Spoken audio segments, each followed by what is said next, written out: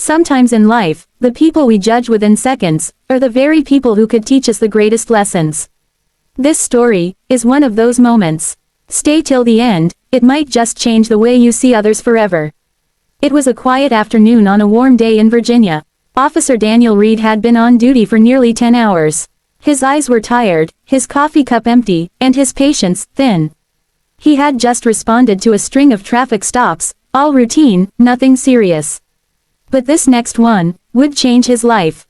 Driving down the main road, Daniel noticed a black SUV parked slightly over the white line near a gas station.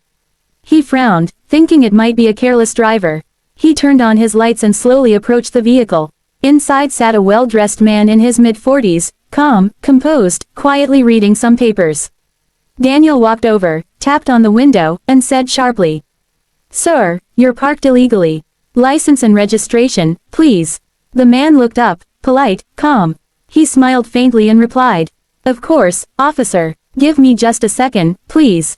But something in his tone, respectful yet confident, rubbed Daniel the wrong way. He had seen arrogance before, and to him, this looked the same. "I said now, sir. Hands where I can see them." The man sighed softly, confused but cooperative. He placed his hands on the wheel and spoke gently.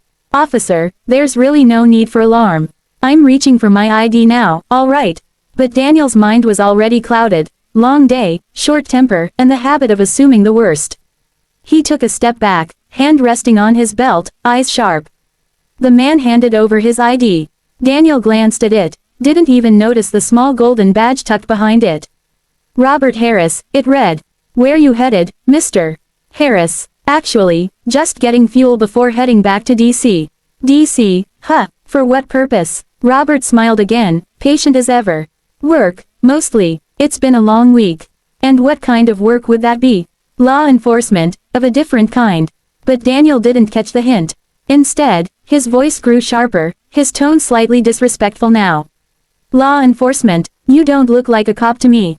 Robert chuckled softly. He wasn't offended, just slightly saddened by the tone. "Well, appearances can be deceiving, officer." Those words hung in the air. Daniel took the papers, walked back to his car, and started running the license number. A few seconds later, his radio beeped. "Reed, you might want to look closely at that name. Robert Harris is Special Agent Robert Harris, FBI."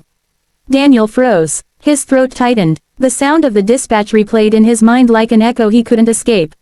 He looked up at the SUV, the same calm man still waiting patient. Within seconds, Daniel realized what had just happened. He had spoken rudely to a federal agent, not just any man, but someone who had spent his life serving the country he'd sworn to protect. Daniel took a deep breath, walked back to the car, and said softly, "Sir, I apologize. I didn't realize." But Robert stopped him gently with a raised hand. "You don't need to apologize for not knowing. We all make judgments sometimes. What matters is what we learn from them." Daniel lowered his eyes, ashamed. "I shouldn't have spoken like that. It's been a long day, but that's no excuse."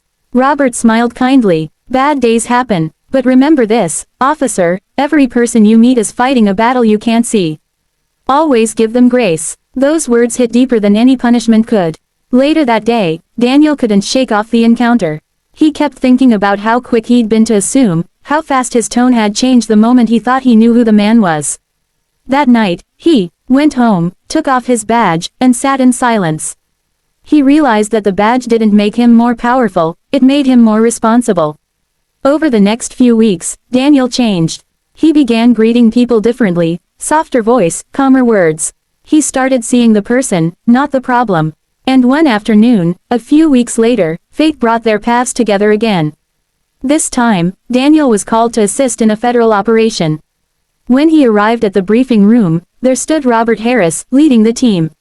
Robert saw him, smiled, and extended his hand. "Officer Reed, good to see you again."